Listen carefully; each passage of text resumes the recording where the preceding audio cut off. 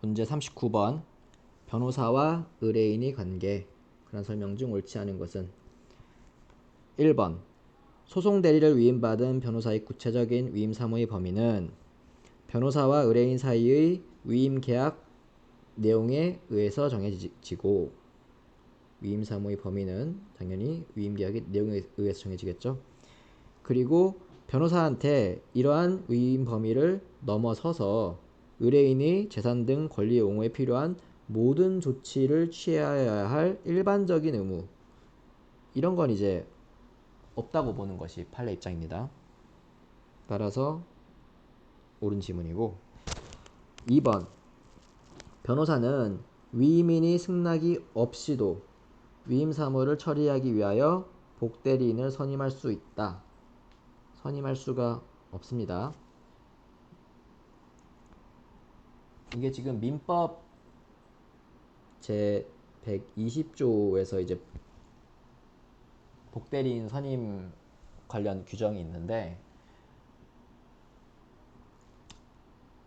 이 규정에 따르면 이제 대리권이 법률 행위에 의해서 부여된 경우 대리인은 본인이 승낙 또는 부득이한 사유가 없으면은 복대리인을 선임할 수가 없습니다. 그렇기 때문에 보통 의뢰인분들이랑 이제 우리가 선임 계약을 할 때 복대리인 선임에 대해서 의뢰인이 승낙을 미리 받아 놓습니다. 그렇기 때문에 보통 실무적으로 크게 문제가 되지는 않는 것 같아요. 선지 3번 보시면 위임 사무가 종료된 경우 급박한 사정이 있으면 의뢰인 측이 그 사무를 처리할 수 있을 때까지 그 사무의 처리를 계속하여야 한다. 맞는 말이죠. 민법 691조를 한번 참고해 보세요.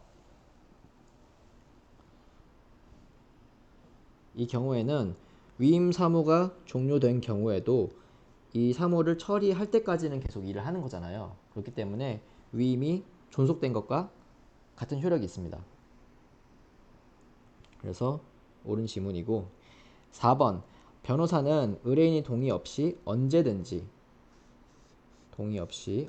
의뢰인과의 위임 계약을 해지할 수 있으나 그로 인해 손해배상 책임을 부담하게 되는 경우가 생길 수 있다 라고 되어 있는데, 이것도 맞는 지문입니다. 기본적으로 이 변호사랑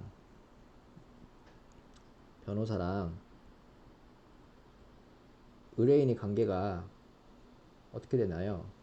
그러니까 민법상 이 둘 사이 관계가 위임계약으로 보거든요. 위임계약의 경우에는 기본적으로 언제든지 서로 해지할 수가 있어요. 이 계약 관계를. 다만 특별한 이유 없이 변호사가 의뢰인이 굉장히 불리한 시기에 놓여 있는데 그때 갑자기 계약을 해지할 때는 그로 인한 손해를 배상해야 됩니다. 예를 들어서 글쎄요, 변론 기일이 잡혀가지고 이제 준비 서면 같은 걸 제출해야 되는데 갑자기 일주일 전에 변호사가 저긴 이거 못하겠어요 하고 사임을 해버리는 거예요. 그러면 의뢰인 입장에서는 당장 그 사건을 파악하고 처리해 줄 수 있는 변호사를 구하는데 시간이 많이 걸리고, 그렇게 못하게 될 경우에는 출석을 하더라도 사실상 자기 입장을 방어 못하게 되는 그런 손해가 발생하잖아요. 그렇기 때문에 그런 것을 아마 방지하는 차원에서